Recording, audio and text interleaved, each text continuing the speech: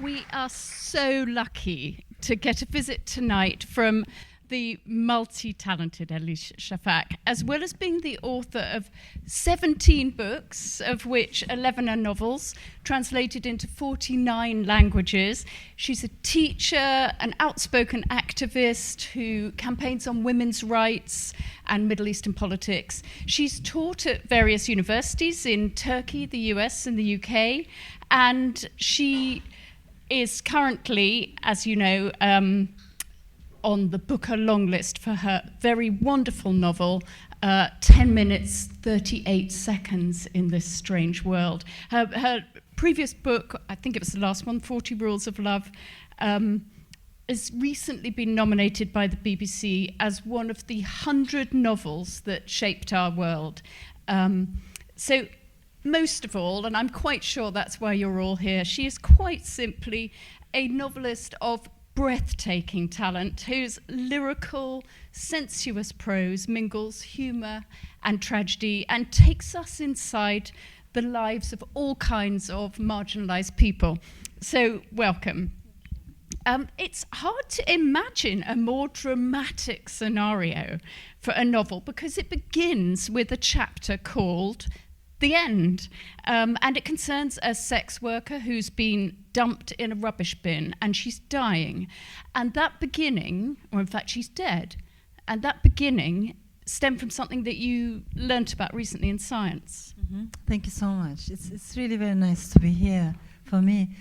I did become very interested in these scientific medical studies that show after the heart has stopped beating, after the moment of death, the human mind can remain active for another few minutes. Particularly in Canada, there have been very interesting studies that show patients that have just passed away, they have persistent brain activity for about 10 minutes or so. And that was, to me, the beginning of the book. And maybe I wanted to understand what happens in that limited amount of time in the human mind.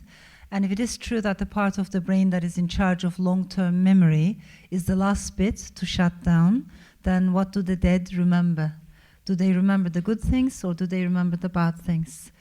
And in a way that gave me the structure of the book, because right away we know that the main character is dead, but her brain is still functioning, and as she remembers minute by minute her past, we travel into her story. But I think also the story of Turkey, and maybe the Middle East a little bit, always told through the eyes of outcasts.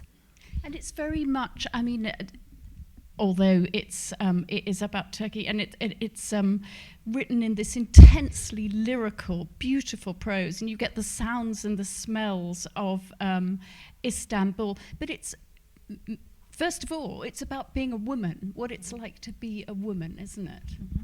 True, and I think it's also about solidarity, it's about sisterhood, I honestly think, even though this is a novel that deals with difficult subjects, including sexual abuse, death, none of these are easy subjects to write about.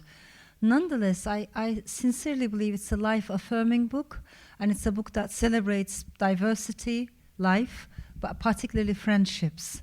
And that's why I talk about water families and blood families in the novel.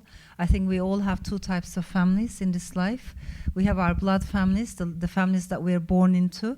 And if these families are loving and kind, we should definitely count our blessings. That's wonderful. Not everyone is as lucky. And particularly to those people, the book says, please do not forget, as you keep living, you're going to have another type of family, and that's going to be your water family. And our water families are composed of our friends. In my opinion, the number of those friends can't be dozens and dozens and dozens. It can be 5 or 6 maximum. And these are the people who know us the best. When we fall down, they pick us up. They are the witnesses of our journeys. What I've seen in countries like Turkey, where freedom of speech has been lost, where democracy is gone, and there's no respect for diversity, there's no appreciation of diversity, that means it's difficult to be different in such a country. If you happen to be different for whatever reason, the color of your skin, your sexual identity, how you look, how you talk, your political views, whatever reason, if you're different, life is difficult where there's no democracy. So my experiences, especially among these people, especially among people who have been pushed to the margins, water families have become even more important.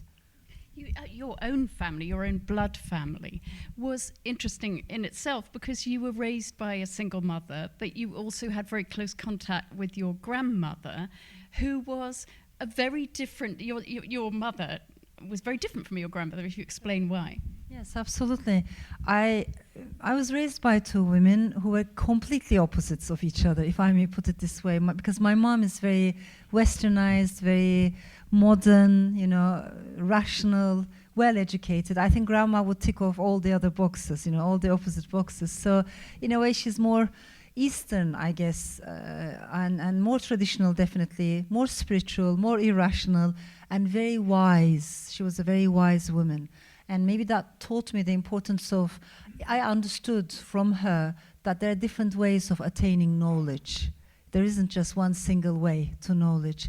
But in a nutshell, all I can say is I was born in France, in Strasbourg, and the first house that I came to was full of immigrants, leftist students, talking about revolution, smoking gluas, a lot of tobacco in the air. They would be reading Althusser, they would be reading Jean-Paul Sartre, but not so much Simone de Beauvoir, not that much interested in feminism. So that was the first environment. Afterwards, my parents got separated, and my father stayed in Strasbourg in France. My mother brought me to Turkey, because for her it was motherland. For me, it was a new country to discover. And we came to my grandmother's neighborhood, which was a very patriarchal and a very conservative place in the middle of Ankara. And all of that left an impact on me, because my mother was a young divorcee in that setting. It wasn't easy, and it was my grandmother who supported her, because she had to go back to university, complete her degree. And while all of that was happening, I was raised by my grandmother until I was 10 years old. And the only reason I'm sharing all of this with you is because maybe from my grandmother I got my love for oral culture, oral storytelling. And the jinn. Yeah. I mean, the jinn, which is a specifically Middle Eastern idea, which comes into this story. Yes, I mean, the jinn are, I think, in many of our stories, they play a role. But maybe I think I'm interested in all that culture full of its, you might say, irrational elements. There is something I want to share with you, though. I'm talking about late 1970s Turkey, which was a time of extreme political violence.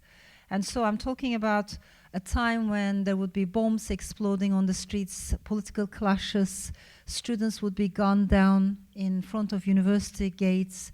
There was extreme chaos and violence as 1970s went on. And so I remember sitting by the window as a child and thinking about the world outside the window with all its political clashes, and the world inside the house with all its evil eye beads, coffee cup readings, and that kind of magic. And maybe there's a part of me that's still tuned into these two worlds, because I think if you happen to be a writer from wounded democracies like Turkey, you don't have the luxury of being non-political. You have to talk about what's happening outside the window. But there's also a part of me that's tuned into this oral culture, women's culture, which I respect and I appreciate and I'm curious about. I mean, one of the interesting things you do, particularly in this novel, is you talk about very marginalized people on the edges of society. And one of the reasons I assume you do that is because the importance of empathy, and that you believe that fiction is about empathy and it will help us to see. And so you've got Lila's 5 friends in this story. One is a transsexual, one is a dwarf. They're all different and they're all rejects. Yes, and maybe for that I need to share with you another place that actually triggered this novel, and it's an actual place. It's called the Cemetery of the Companionless. That would be the literal translation. And unlike any other graveyard, this place, which is outside Istanbul, it doesn't have names or surnames. When you go there, you don't see visitors, you don't see flowers, you don't see marble tombstones. All you see is mostly, actually, numbers, just scribbled on wooden posts. And when, because of the rain or because of the snow, the numbers disappear, almost everything disappears. And you have no way of knowing who are the people buried here. So I became very drawn to this place years ago because it was so forsaken, it was so abundant. And when you start doing research, who are the people who have been sent here, you realize most of them are outcasts. They have been rejected by their families. So there are lots of people there who are LGBTQ, and because their families haven't given them a proper burial, they have ended up there. There are some sex workers there as well. There are many people there who have died of AIDS-related illnesses, particularly throughout 1980s and 1990s. Because of the stigma of AIDS, they haven't been given a proper burial. There are abundant babies as well, and there's also a growing number of refugees. We always read about refugees, how many of them drown as they're trying to cross into Europe. Where are the bodies taken? They're taken to the cemetery of the companionless. So it's a very sad place, it's a very strange place in which an Afghan refugee or a Syrian refugee might be buried next to a Kurdish sex worker or a Turkish, transgender citizen, and they're all there. And I think as an author, I wanted to pick at least one of those numbers and reverse the process, not because it's a place where that turns human beings into numbers. And I think literature has to do the opposite. Take the number and give it a story, an individuality.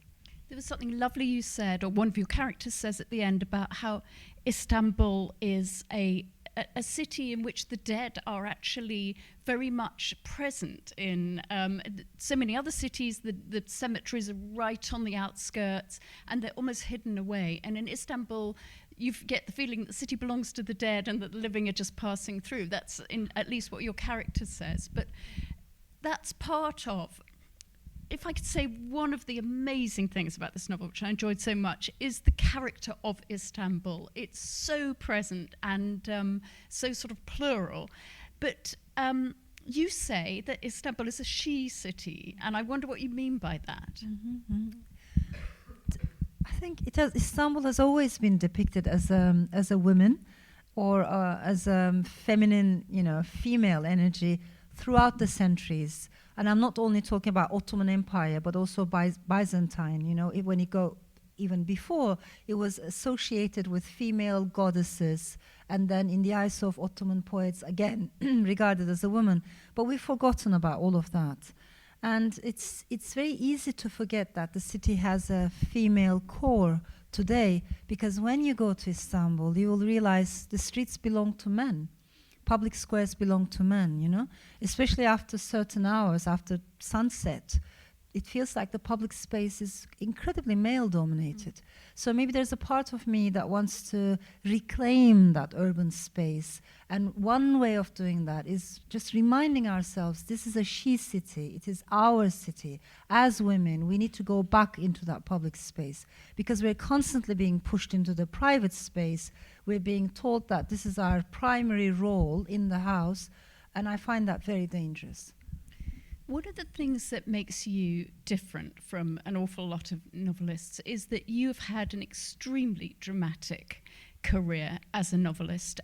Your book in 2005 or 6 was held up as insulting Turkishness, and you were effectively put on trial. Would you like to tell us about that and what the outcome was? Yes, this is about a previous novel called The Bastard of Istanbul. Some of you might be familiar with the story. It tells the story of a Turkish family and an Armenian-American family. And it talks about memory and amnesia. And it talks about the past and why it's important to be able to talk about the past. And the word genocide is uttered in the novel. When the novel came out, I was put on trial for insulting Turkishness, even though nobody knows what that means, It's open to misinterpretation.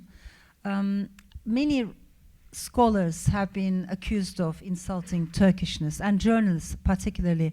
But this was the first time a work of fiction was being put on trial in this way.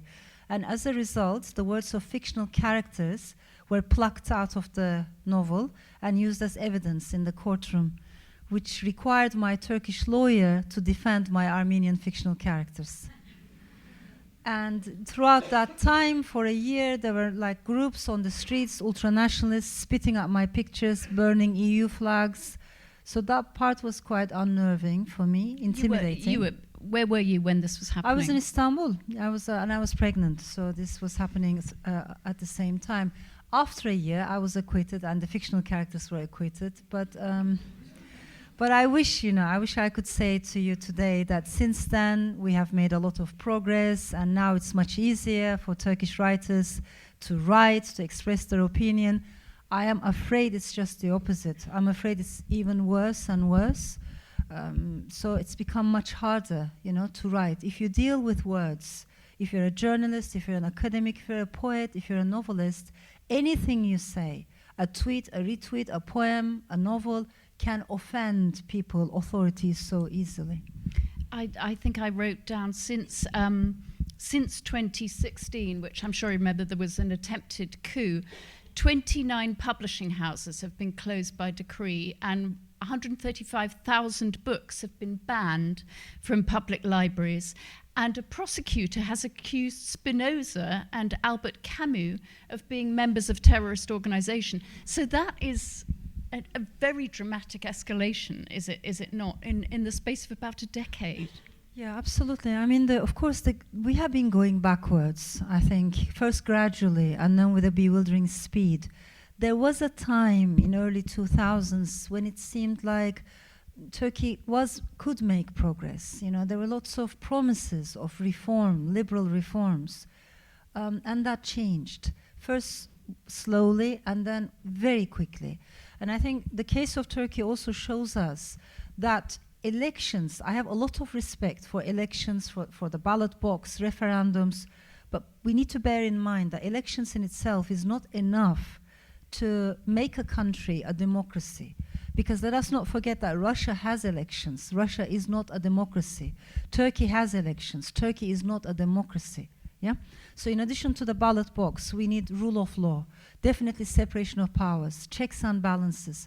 No one should have too much power in this world, yeah? Because power does corrupt.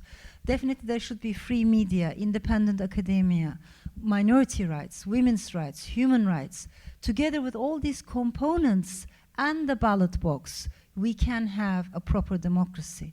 So what happened in Turkey is all those components were broken. Academia, broken.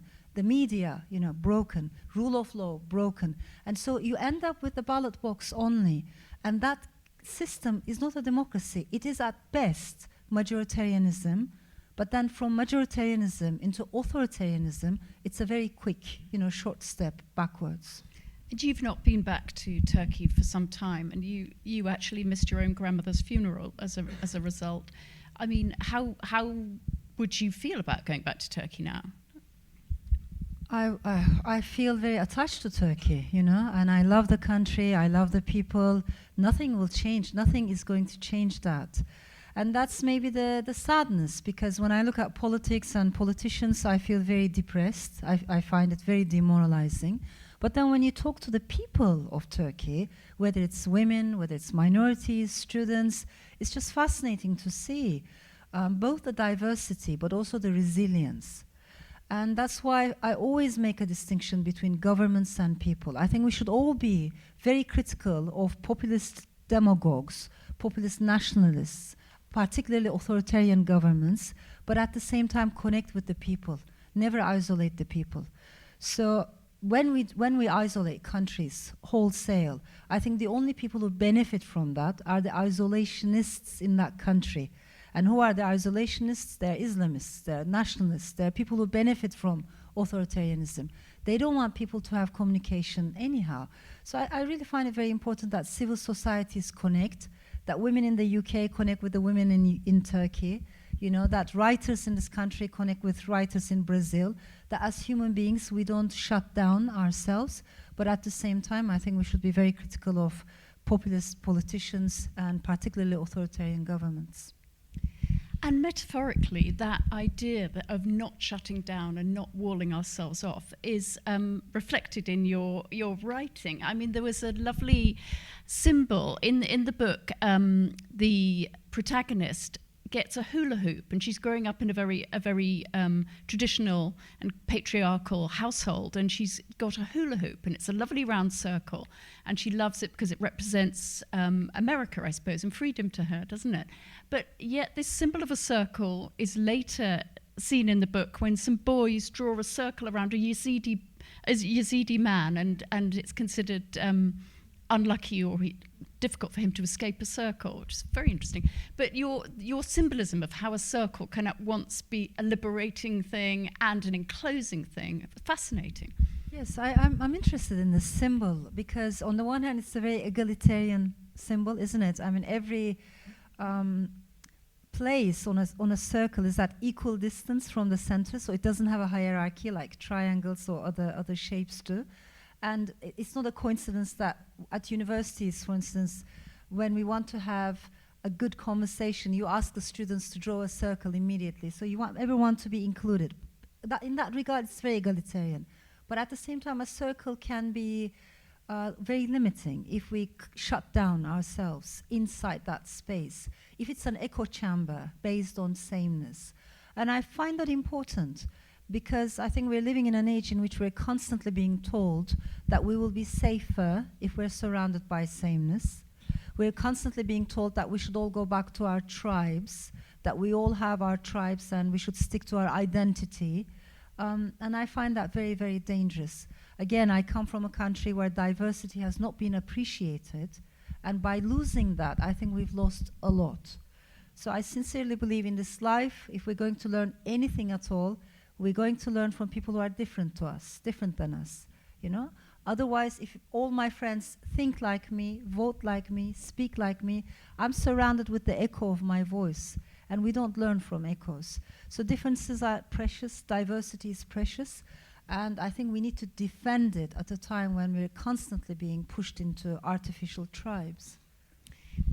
I think it's very interesting. In one of your novels, you many of your novels, it seems you're writing about the experience of being a writer at the same time, and you've got a very interesting take on being a writer. For example, you visited a famous Turkish female writer whose name I've now immediately forgotten, but you're going to tell me. Adalet Ağoğlu, yes. And you were slightly surprised that she only writes in solitude. She's all alone, and you always write with music playing or surrounded by people. It's a very interesting way of writing. I don't like silence much when I'm writing. That's why I usually write to music. You wrote something, I'd like to quote it. You say about writing, "It is the loneliest form of art. The writer is lonely while he or she is writing. The reader is also lonely while she or he is reading. Those pockets of loneliness are good, constructive, because we travel within. We go into an inner space, an inner garden.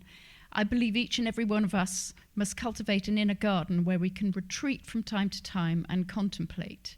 Literature restores our individuality, not in a selfish way, but a way that helps us connect with the rest of humanity." I love that, yeah. I really appreciate. But I also think constantly we're in the company of other people, right? And we're all the time rushing from one appointment to the next. But I think we need to slow down. And maybe I make a distinction between information, knowledge, and wisdom. I think we live in an age in which we have too much, way too much information, less knowledge, and even less wisdom.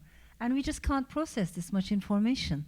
And I think it's an obstacle in front of knowledge, because knowledge requires us to go within, just slow down. So rather than scrolling up and down, sorry, I have a bit of cold, social media, just reading, in-depth articles and books.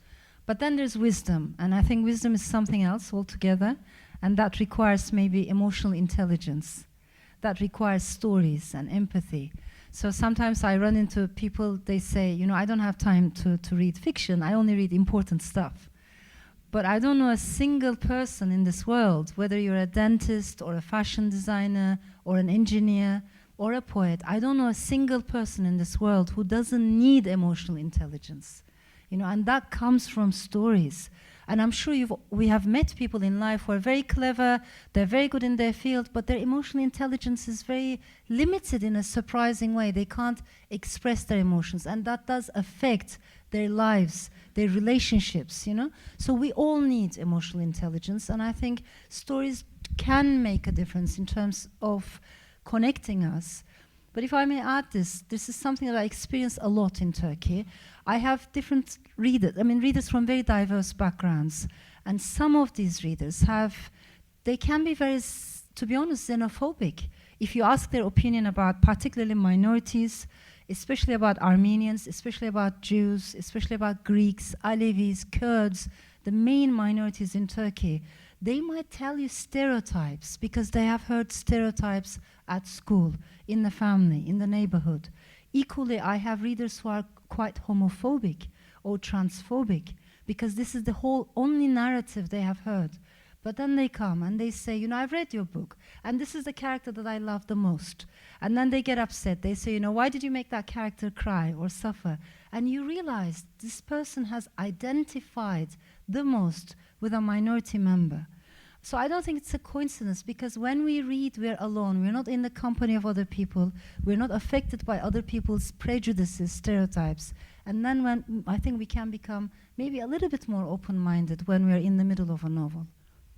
You're an incredibly prodigious novelist. You've produced so much, and you're still so young. And you started very young, didn't you? You were 17, I think, when you got your first... was it a short story published, and then shortly afterwards a novel? But it hasn't always been that easy, has it? I mean, in your book, Black Milk, about women and depression, you write about having postnatal depression and that actually affecting your writing. Yeah, of course. My children won't believe that you called me young. You know, every day they tell me how old I am, so it's a change. But you know, I started writing, yes, at an early age, not because I wanted to become a writer. I didn't know such a thing was possible, to be honest. There weren't authors around me. There weren't such role models either. But I started writing because almost it was like an existential need. I thought life was terribly boring. You know, there was nothing interesting, and storyland to me was much more real. I needed that space. The desire to become an established author, or an author, you know, to published author, I should say, came much later. But the need for books came much, much earlier. So in a way, in that sense, I think it's much more existential for me.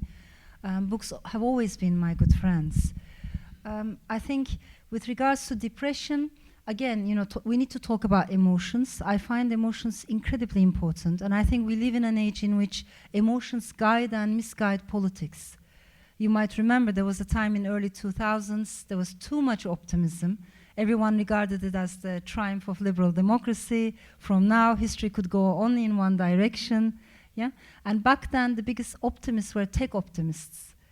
And there was so much optimism that the digital world was going to bring democracy that I remember a young Egyptian couple, they named their newborn baby daughter Facebook.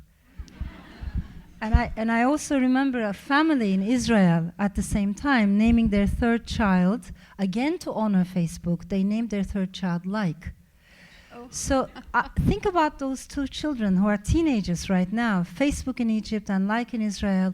What is their life like? Because I think fast forward, today we talk about the dark side of technology, and we must. So today we've entered the age of angst, anxiety, pessimism, frustration, resentment. How do we deal with all these negative emotions? And I think it's an age in which we'll see an increase in cases of mental health related issues. And this is what all the studies show. And we should be able to talk about depression, anxiety. I find it very important. It's not a sign of weakness. It is a season. After that season, there will be other seasons. But if we cannot talk about it, we end up thinking that it's only happening to us. You know, we're not alone in this. Many of us are struggling, in fact. Do you see that technology, you're talking about social media, you're talking about impacting on the way that people read novels. Have you witnessed that? I mean, I can't imagine you've witnessed people reading fewer of your novels. I'm sure they haven't. But have you seen any change in the way people read? Of course, there are major changes. First of all, we become more impatient. We want to consume things faster, and that is dangerous. The attention span has changed. I'm sure you know this. In the past, like big talks, like TED Talks, they used to be longer. And now the guidance that you get before you give a talk is, well, you have to shorten it because the average attention span around the world is becoming shorter and shorter. What does that mean? We can't spend 15 minutes focusing on one issue. What does that do to our psyche, to our way of thinking? So I think there are moments when we need to slow down and not be in such a rush.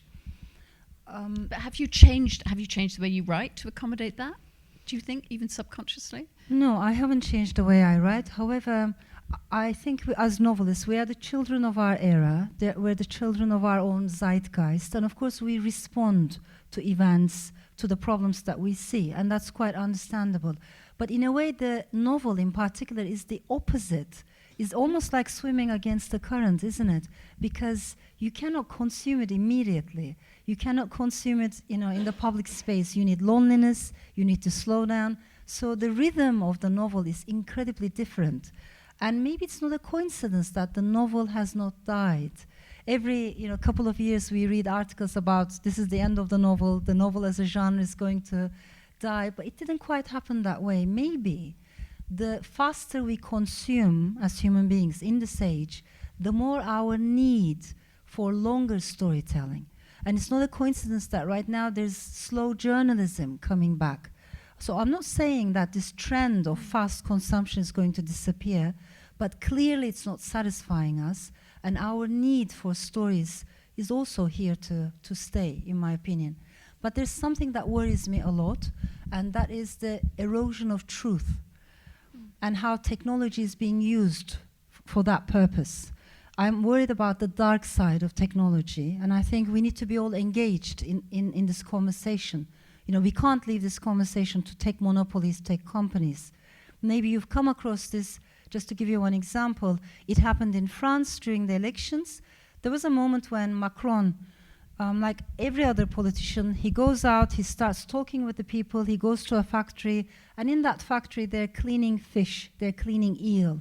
And he rolls up his sleeves, he's chatting with the workers, because it's a messy job. After they have been cleaning fish, he washes his hands, he shakes hands with the workers, and he leaves the factory. So that's the video. The far right in France, they took the video, they shortened the video, and in the new video there's no more fish, there's no more eel.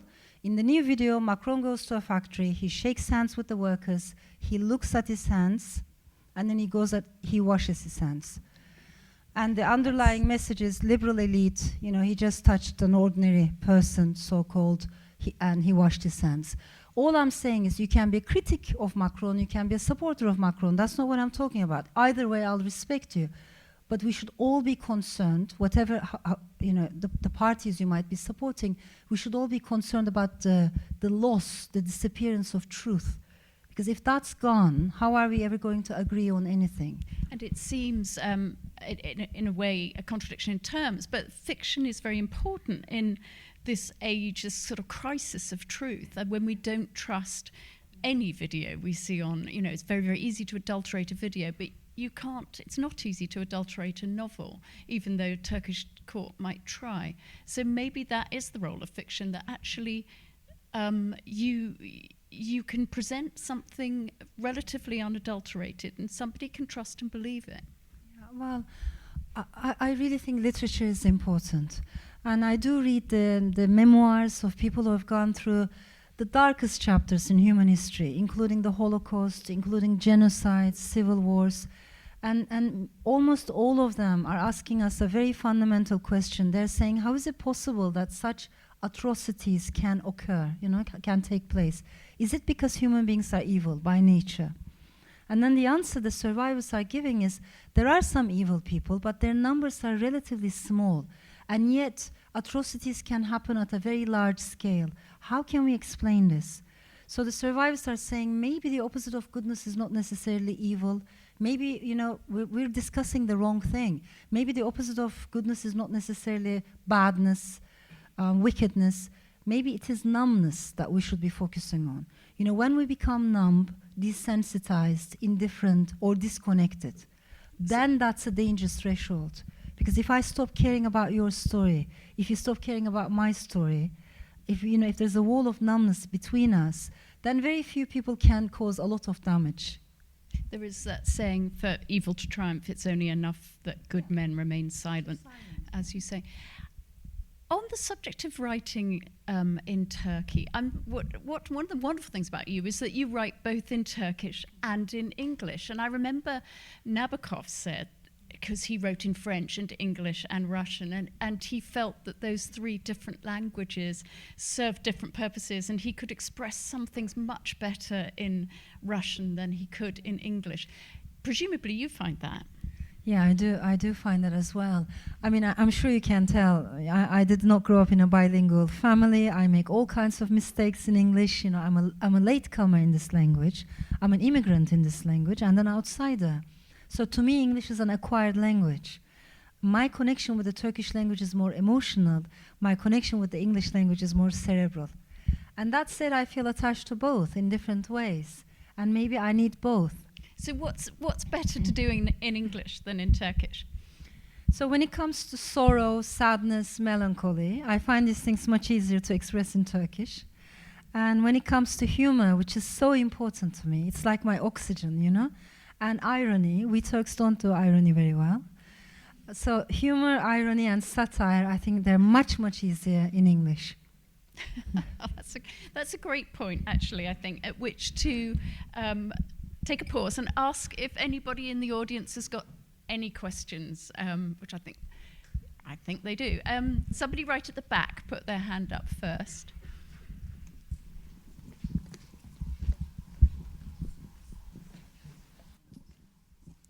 Hi. Thank you so very much. It was very enlightening to hear, especially about the social media and kind of stuff, because I'm kind of researcher in that, and I advocate it. So hearing it from you, it kind of reaffirms.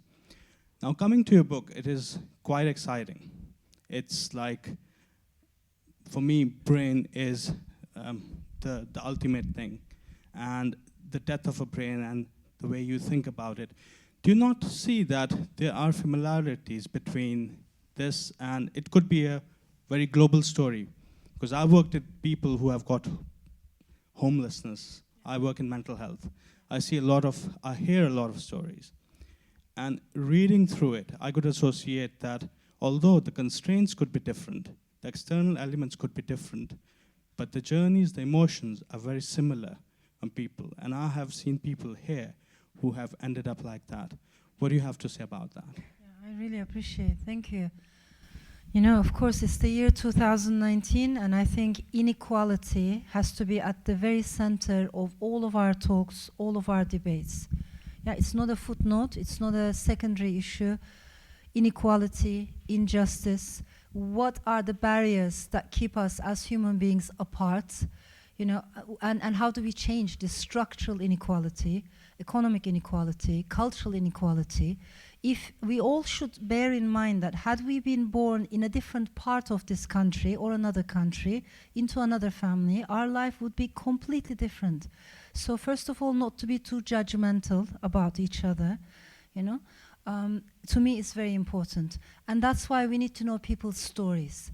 Because if we don't know someone's story, it's more difficult to empathize with someone. Then people are just categories, abstract names, or even numbers. And you don't empathize with numbers. We empathize through stories. That's why I find it very important in your work, in your field of work, to bring out the stories, share it with us, with the public space. And when we have to deal urgently with inequality. For me, the reason why I'm very critical of populism and populist movements is because I think it's the fake answer to some very real problems.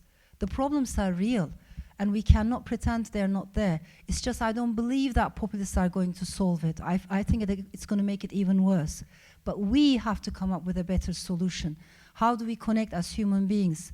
And there are major gaps that are widening and widening, especially between countryside and bigger cities. I'm not saying there's no inequality within the cities. There is enormous. But when you look at the countryside and urban space difference, enormous. Access to education, access to job markets. So there's a lot we need to deal with. And I think equality has always needs to be at the center of all of our debates. Another question. Gentleman over here.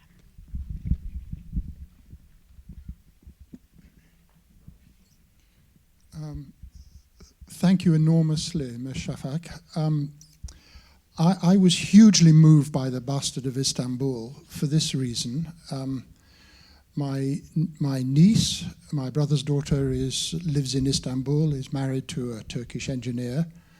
On another side of my family, my cousin was married to an Armenian all her life, and both sides of the family seem to get on really well. Do you ever see the possibility of a kind of Truth and Reconciliation Commission working in your country? And how can this female empathy that you talk about rise to the top? Have you ever thought of running for president? That's very kind. Thank you. I think the language of politics and the language of literature is so different in that regard, because politics always requires us versus them. For a writer, there's no them, there's no other. So I should stay in this field always. But with regards to the divisions in Turkey and our inability to talk about the past, I find that incredibly sad. Of course, this is a country that has a very rich history, but it's a society of collective amnesia. Our entire relationship with the past is full of ruptures. When you go to school, you learn only one official interpretation of history. And anyone who questions that history is immediately called a traitor, a betrayer. At the end of the day, every nation state has their own official version of, the past. This is the same whether you go to France, whether you go to Germany, Brazil. But the difference between a democracy and a non-democracy is, in a democracy, if you go to a bookstore, you can come across dozens of books that question official history and say, wait a minute, you're telling the story, but what about his story? What about her story? Can you tell it through their point of view? And the writers of those books are not incarcerated. In a non-democracy, the narrative is controlled from above. So for me, I think memory is a responsibility. And we writers, poets, all of us calmly should be able to talk about the past. The problem in Turkey is there's a big vacuum because of the amnesia, and that vacuum is unfortunately filled with Islamist interpretations of the past and ultranationalist interpretations of the past, and they don't have a nuanced approach at all. So I think writers and all of us as citizens need to speak up. And I heard so many stories from my own grandmother. Maybe official history denies, but my grandmother remembered. She would talk about her Armenian neighbors. It is a responsibility. If we keep denying, pretending that nothing has happened, it adds more insult, to injury. But for that, calmness is very important. I'm hoping, I'm wishing, wanting women on both sides to come and speak up more, and empathy to speak up more. I think it's very important. I wish we had more women in politics in that regard, because you will come across many women in Turkey in all fields who are very strong and outspoken, but there's one field in which women are almost non-existent, and that's politics. Especially as you move the political ladder up, all the decision makers are very conservative men with a particular ideology, and that makes a huge difference. So we definitely need more women to speak up. Another question. Gentleman here.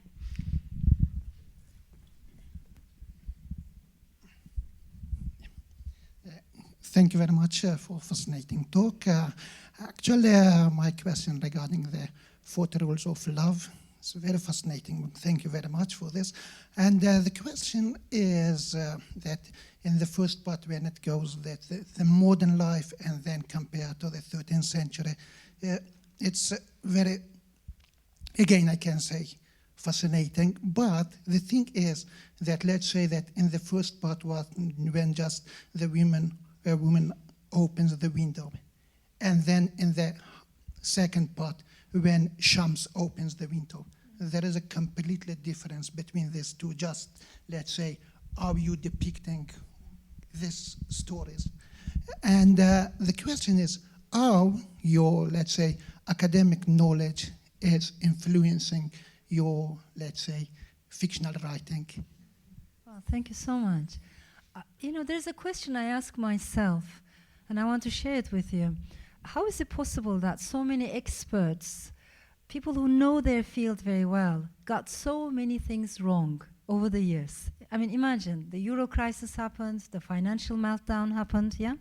And then Brexit happened, Trump happened, Arab Spring was, the predictions were completely different at the beginning. So how is it possible? Because the people who have been writing these articles, they know their own disciplines incredibly well, and yet they missed the bigger picture. They got it wrong. And I think one of the reasons is because we're all so atomized. We're all so isolated in our own fields. Somebody, one person might know technology very well. Another person might know economy very well. But if you don't know what's happening in Middle Eastern politics, then again, you cannot connect the dots. You see what I mean? So I'm a big believer in the need for interdisciplinary conversations and intercultural conversations. I don't think we should be reading only one type of genre, one type of writing. Our reading, this, in my opinion, should be very eclectic. We should be reading fiction and non-fiction, but also try to learn from disciplines we know nothing about. So to me, it's much more interesting when a novelist, of course I read mostly novels, but I also read neuroscience, which is a big challenge for me, it's a completely different field. I like it more when a neuroscientist becomes interested in poetry, or when a poet becomes interested in political philosophy, or when a political scientist becomes interested in film theory and doesn't say, no, this has nothing to do with me. When we do that, when we connect the dots of knowledge, I think we can understand the world better, particularly the world we're living in, because everything is so connected, interconnected. So that's why I think throughout the years in academia as well, I try to do interdisciplinary work. I love reading about history, philosophy, political philosophy, and I think what we learn in one field always affects the way we write tomorrow. Maybe this question is going to inspire me tomorrow. I think the process of learning has to be constant and open-ended. Question over this side. Gentleman at the back's put his hand up about twice, so. Hello. I started reading your books only a week ago, and I'm quite Welcome. impressed. And the first thing I thought, to what extent do you associate your own character, your own personality, to the personalities you create in your books, and how much of your own psyche, your own personality do you use as inspiration? Yeah. When you create those characters? Yeah, I Thank really you. appreciate. Thank you. Of course, always as writers, there's we do project our worldview, the questions that preoccupy us. You can find those things in the novels, but I don't think our work has to be autobiographical. And to be honest, I'm very critical of the ways in which we teach creative writing at universities, because the first thing that we teach students is write what you know. And then many students end up thinking, well, then I should tell my story, which is fine, which is admirable, and there are wonderful books out there that are based on personal experience. I'm definitely not, brushing that aside, but all I'm saying is literature is more than that. I think literature is the ability to be someone else, and then someone else, endlessly traveling.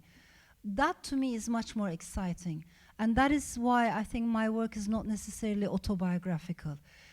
Remember, I mentioned I started writing early on as a child because I thought life was very boring. I started with diaries, journals, but normally in a journal you would write what happened on that particular day. Because I thought life was boring, I thought there was nothing interesting to write, so I started making up things. And to me that was liberating, you know, just to try to transcend. How would I feel had I been someone else if I had not been born like this? And that is why I'm a big believer in the need to go beyond identity politics in literature, because there's a lot of identity politics. If you're an Afghan women writer, people expect you to write about the problems of women in Afghanistan. You know, maybe she's going to do that in one novel, an Afghan woman writer, but maybe her next novel is going to be science fiction or experimental fiction, but we don't expect that from her because we expect a certain identity politics. We need to go definitely beyond that. So in that regard, I think male authors can write about female experience. A British author can definitely write about the Turkish experience or vice versa, as long as we connect. We really feel it in our heart, as long as we put enough effort, labor into it. And the reader will know by looking at the quality of the work. But we should never say, because of your identity, you cannot write about that issue. So you have no truck with the war against cultural appropriation? No, I'm very critical of cultural appropriation. Yeah, I'm very critical of identity politics in general because I don't find it progressive enough. I think it's an important starting point, but it cannot be where we end up. And you know, I lived in Boston for a while, and it was very cold, so I would be in the library constantly. And one of the things that I did back then was constantly read the works of feminist writers of 1960s and 70s. Not only feminists, but also progressives of the era. It's very interesting. They put much more emphasis on multiplicity than we do today. So when you read people like Audre Lorde or James Baldwin, you know, they are saying, look at me, I'm black, I'm gay, I'm a writer, I'm a poet, I'm a mother, I'm this, I'm that, and I'm many more things that you might not be able to see at first glance. I contain multitudes. Today's progressive movements, I think we forgot to say I contain multitudes. We have our own political tribes. But I find it very important that we keep saying this. So if I may add this, of course I'm an Istanbulite, but I also feel very attached to the Aegean, the Balkans. There are elements in my soul from the Middle East that I will always carry with me. At the same time, I'm a European by birth, by choice, the values that I share. Over the years, I became a Londoner, I became a British citizen, and despite what Theresa May has been telling us, I would like to think of myself as a citizen of the world. That doesn't mean you have no sense of belonging. It doesn't mean you're floating in the air aimlessly. What it means is we all contain multitudes, and we can have multiple belongings, and we can care about multiple things at the same time. I agree. It's anybody else? Somebody right at the front. I have two questions, if that's all right. Yeah. The first question is that, two questions, please. The first question is that you come across as very much a realist, very much a practical person. How do you reconcile between that and the spiritual side of your writing, particularly in the 40 Rules of Love? And the second question is that, are you going to be writing a novel based in the Western world at all? I really appreciate both questions very much. You know, I'm not an optimist. I'm Turkish. It's not in my DNA. I think, you know, if you open a map of Europe and if you look at the blue Danube, the beautiful river Danube, if you follow it with your finger, as you go from Germany towards the Black Sea, the level of optimism drops.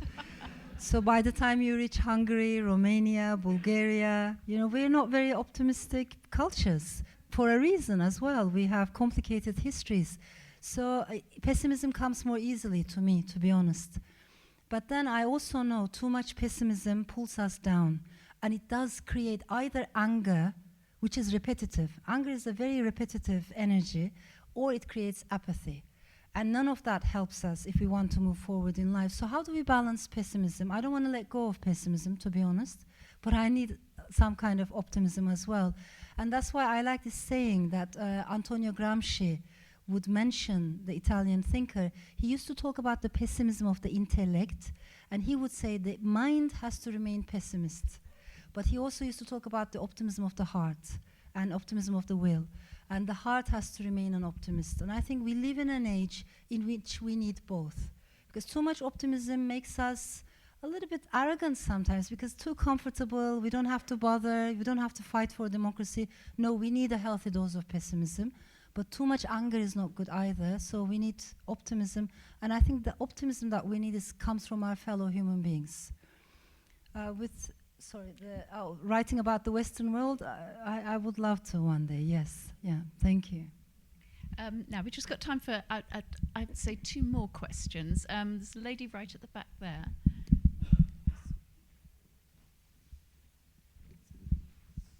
Hello.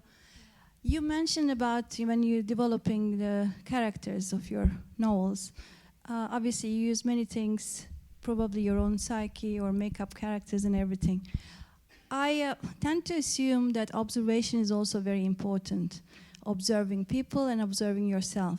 Would you a little bit explain how do you do that, or if you do anything like that at all? That's such a beautiful question, thank you.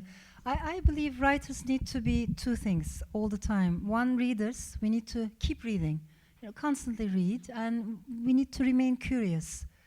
And we can read anything and everything, so I don't believe in that distinction between highbrow literature, lowbrow literature. Who decides? I don't even know. So we can read cookbooks, we can read philosophy, whatever speaks to us in that moment of time, but the act of reading should be constant. And I think secondary thing is we need to be listeners. So I really try to listen a lot, and I listen to 2 things: what people are telling me, or what people are saying to each other, but also how they're saying what they're saying, with what kind of energy, what kind of choice of words. So everywhere I go, I really try to listen to people a lot. And I realize I learn a lot from that. Thank you. Lady here.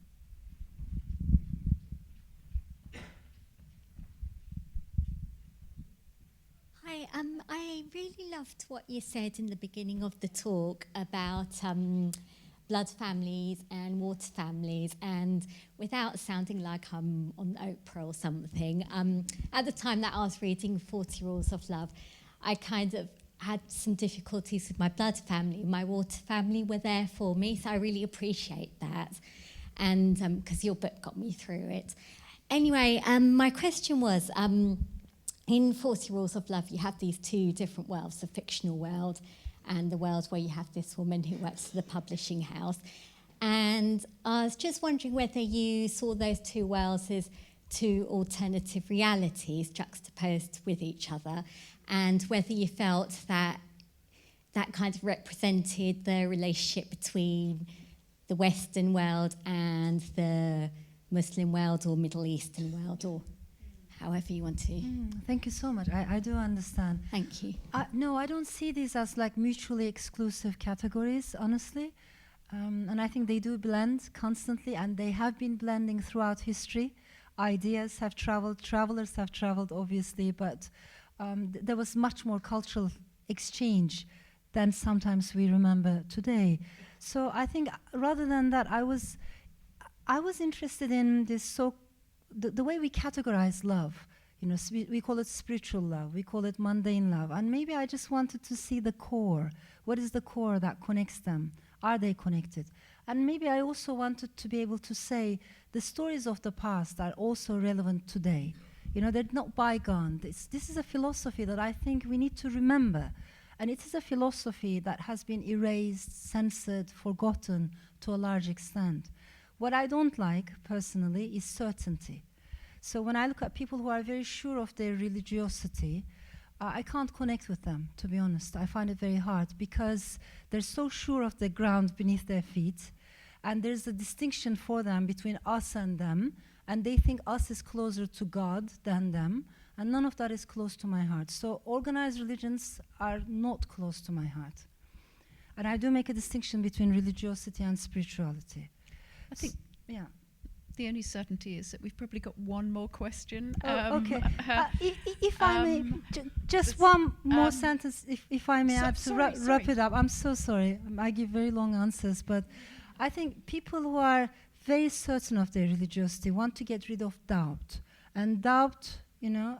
Faith without doubt is a dogma. Dogmas are dangerous. But people who are extremely sure of their atheism, they also want to get rid of faith. And that's another kind of certainty too. So all I'm saying is I think I've always felt closer to agnostics and also to mystics who are a little bit of misfits, walking maybe, you know, a fine line, who embrace both faith and doubt. That area has not been explored well enough, especially by liberals and the left, in my opinion. It's mythos and logos, isn't it? Those two things. There's a lady here, brunette. So your novels deal with lots of big social issues and taboos. How do you decide what to write about when you're writing? Do you think about the issues first, or do you develop a character and then you see where they fit in? And if you pick the issues, what's your next issue you're going to tackle? That's a wonderful question. Thank you. You know, usually I think it's quite visual. So sometimes you see only a picture. When I started writing The Bastard of Istanbul, I saw one of the female characters walking under the rain with a broken heel in Istanbul, swearing at the men who were trying to molest her. And that came to me like a picture, and I had to chase, who is this person? So the reason why I'm sharing this is because I don't think novelists control their narrative that much. Sometimes you want to keep a character on the side, and you realize that side character has become to the center, and you have to respect and follow. But that said, of course, there are lots of issues I care about, I think about a lot. So whatever I choose to write on, I do a lot of research on that subject. But when it's time to write, you just have to fly. You know, you just have to follow the flow of storytelling, of the words, of your characters. And you need to stop worrying about what people are going to say. Because if we worry too much, we really cannot produce. When I'm in the middle of a novel, I try to stay in that world as much as I can. When the book is over and I give it to my editor, then I have panic attacks. But by then it's too late, the book is born. So we need to make a distinction, especially those of us coming from countries like Turkey. We cannot write if we worry too much about, you know, what people are going to think or say. When we're in the middle of a novel, we need to stay in that zone, I think, as purely as we can. I think that's wonderful. I think we could probably go on all night, actually, but there's a stack of books to sign, and I think the signing is through there. And I just want all of us to say thank you to Elif for a wonderful, wonderful evening.